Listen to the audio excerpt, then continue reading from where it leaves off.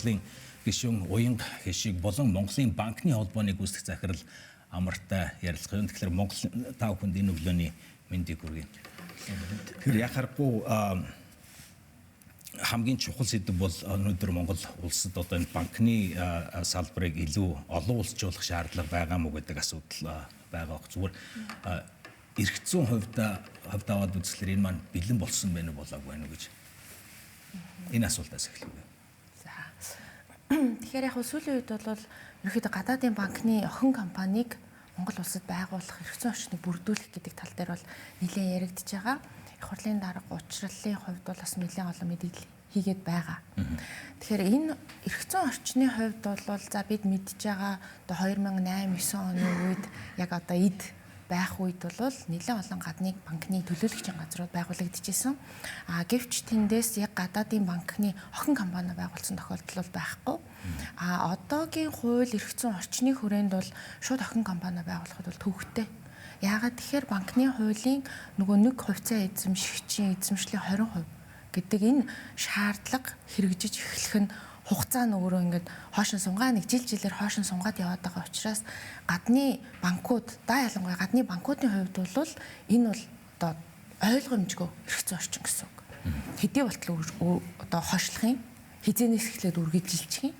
Дээрээс нь 20% дээр одоо хувь эзэмшээд орж ирнэ гэдэг бол энэ өөрөө ямар ч утгагүй болчих өөрөө л хараад ч биш болчихж байгаа байхгүй. Тэгэхээр субсидиар буюу 51-ээс дээш хувийн одоо хувьцаа эзэмшиж орж ирэхийн тулд хууль эрх зүйн орчин өөрчлөгдөхөөс өөр аргагүй байгаа.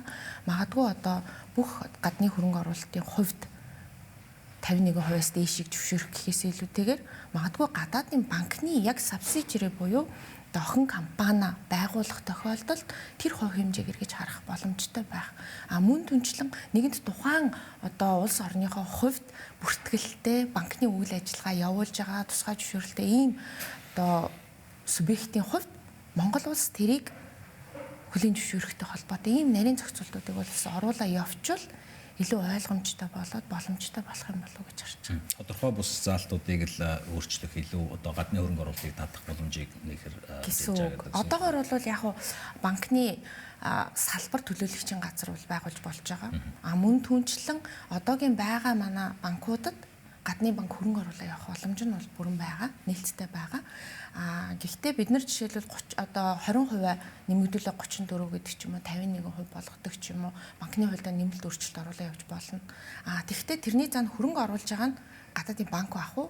Зөвхөн гадаадын өөр нэг үйл ажиллагаа явуулдаг инвестор байх уу гэдэг хоёрын хооронд ялгаа үүсэх үү гэдэг л бас нэг зохицуултын бас харж үзэх ёстой асуудал гэж харж байна. Амар ихмээс асуухад банкнуудын хувьд бол энэ хуулийн хүлээлт ямар байна? Ямар хамгаалтын позицтэй байна? Тийм яг уг нь энэ гадны банк орж ирэх нь хэд хэдэн эерэг боломжуудыг бий болгож байгаа. Ялангуяа уул уурхай бол банкны салбар ерөөсөө хангаж чадахгүй байгаа. Санхүүгийн хэрэгцээг нь томоохон дэд бүтцийн бол санхүүжилтийг хийж чадахгүй байна.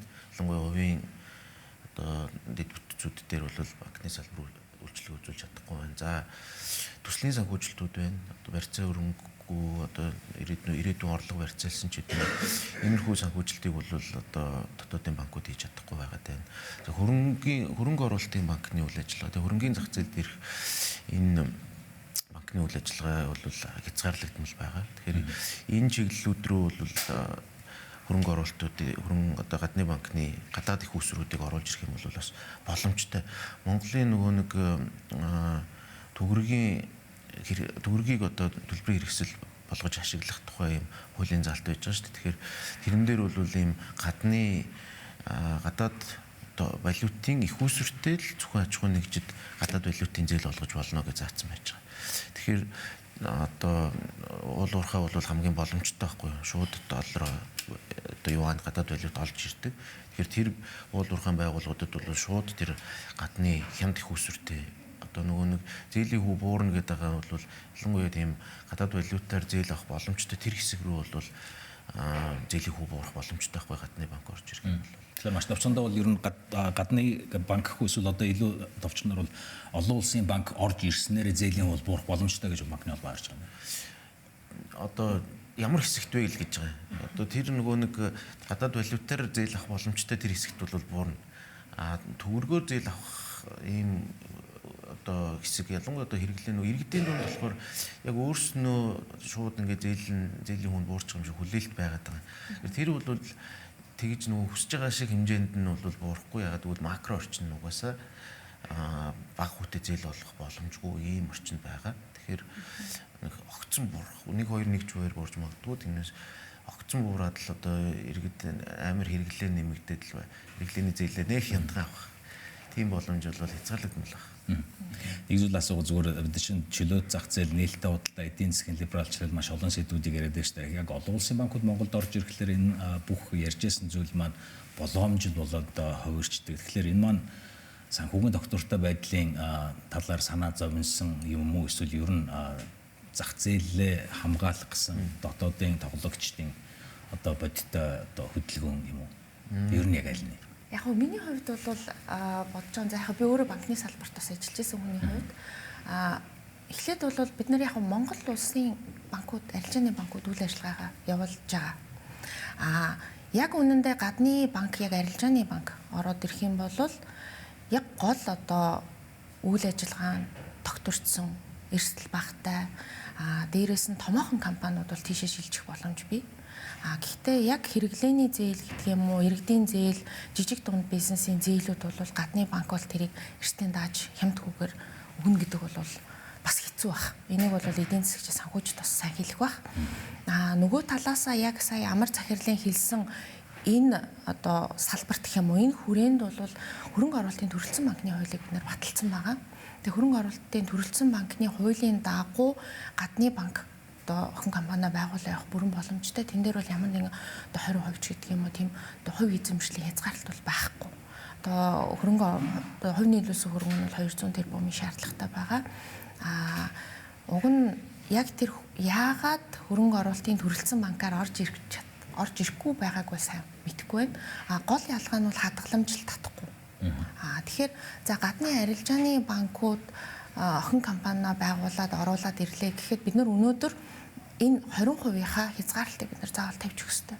Тэгэхгүй бол яг Монголынхаа банкудад бол буцаа гадны хөрөнгө оруулалтыг татаж оруулж ирэх тийм ээ тэр боломжийг байхгүй болгочоод тэгээд гадны банкнд боломж өгнө гэдэг юм бол энэ өөрөө нөгөө салбарын хувьд бол бас нэлээд асуудал үүсэх болов гэж харж байна. Тэгэхээр гадны банкны одоо субсидиараа буюу охин компани байгуулах боломжийг бий болгохтойгоо зэрэгцээд энэ банкны 20% эзэмшил гэдгийг бол дор хаяж 34% дээр аваачихгүй бол 20% дээр орж ирэх хөрөнгө оруулагч байхгүй. Мэдээж Монголоос бид нэр хөрөнгө оруулагч болоход хэцүү. Тэгэхээр гадны хөрөнгө оруулагч орж ир таараа.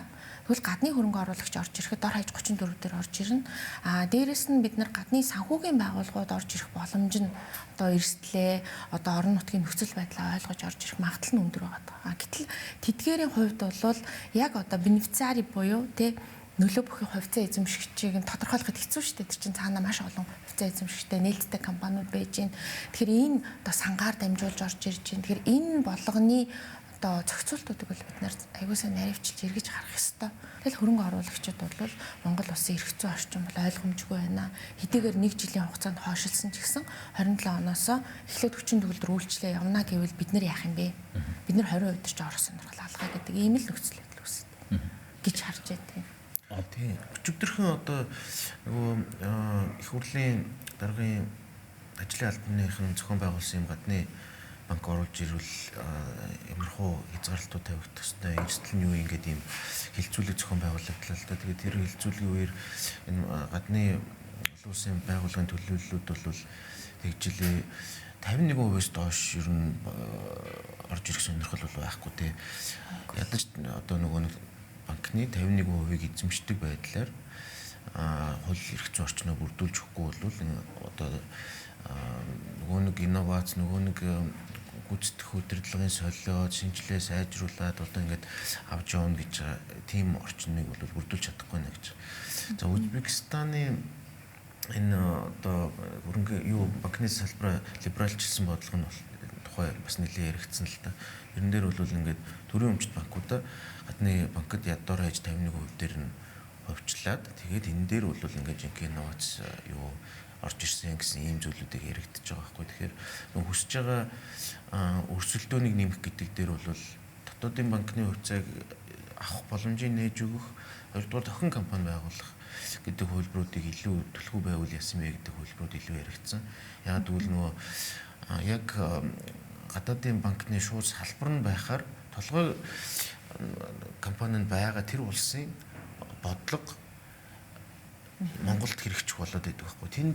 Тэр улсын бодлого, мөнгөний бодлого Монголын мөнгөний бодлогыг авч хилэлцдэг. Ягаад гэвэл тэр олон улсуудад ингээд салбартай. Тэгэхээр мөнгөний бодлогын дам нөлөө байхгүй болчдөг юм байна.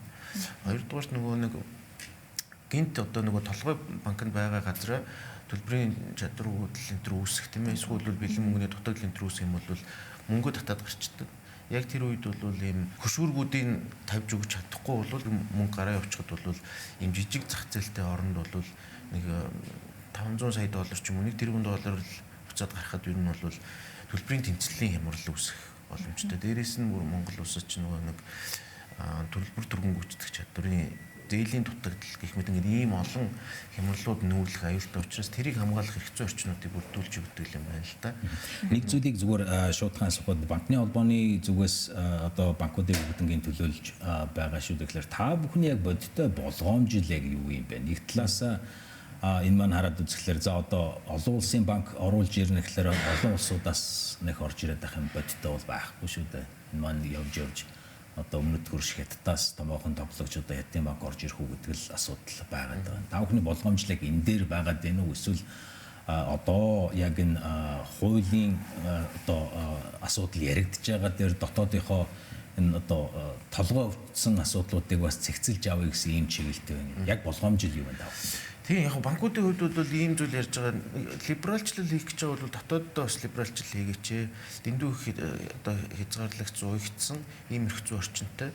Тэгээ гадны ижлэхэн нөхцөл шаардлага тавиач гэдэг зүйл ярьж байгаа. Ижлэхэн орчинд бол бид нэр өрсөлдөхөд бэлэн байна гэдэг зүйлийг банкуд ярьж байгаа. Яг холбооны зүгээс хамгийн их болгоомжилж байгаа зүйл бол өөрсдийнхөө зардлаас бага хүүтэй зээл гаргаад тэгээ нөгөө нэг өрсөлдөөн нэмэгдүүлнэ гэжсэн дотоодын банкудаа шахаж гаргаад өөр ганцхан том гадны банк гэдэг болчих юм эрсдэл энэ төр бол байгаа хгүй тийм. Олон улсын банк орж ирээд зээлийн хүүг 5% төрөгчвөл яана л гэдэг юм болгоомжил юм байна шүү дээ тийм.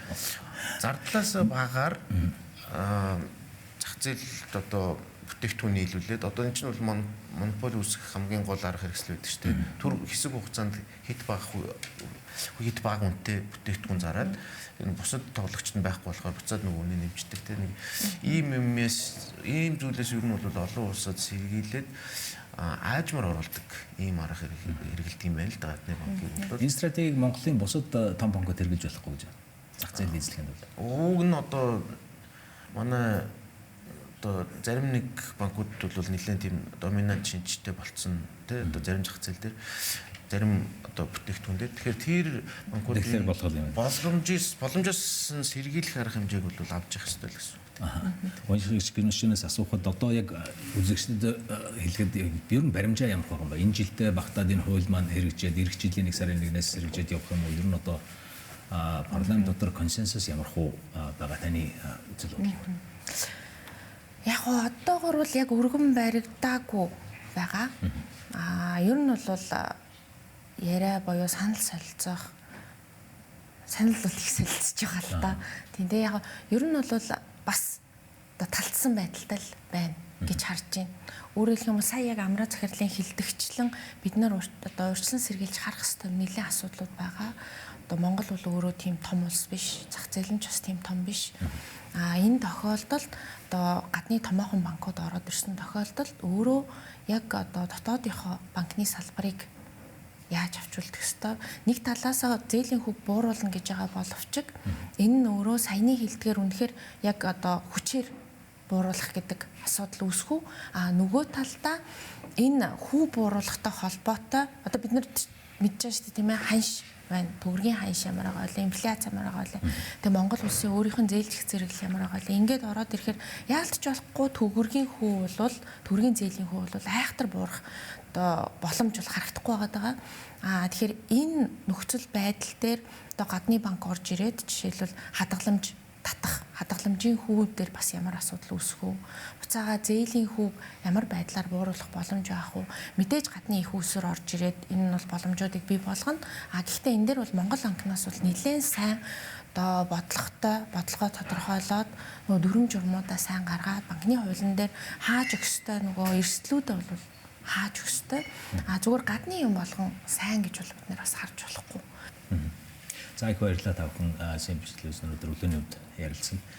Бид студид улсын их хурлын гишүүн Уянга Хэшиг болон Монголын банкны холбооны гүйцэтгэх захирал Амар Эрхэмтэй ярьслаа. Тэгэхээр өнөөдрийн үед бол гадаадын банк оруулж ирэхэд хууль эрх зүйн орчин бэлэн үү гэдэг энэхүү сэдвийн хүрээнд хэлэлцүүлэг явуулаа.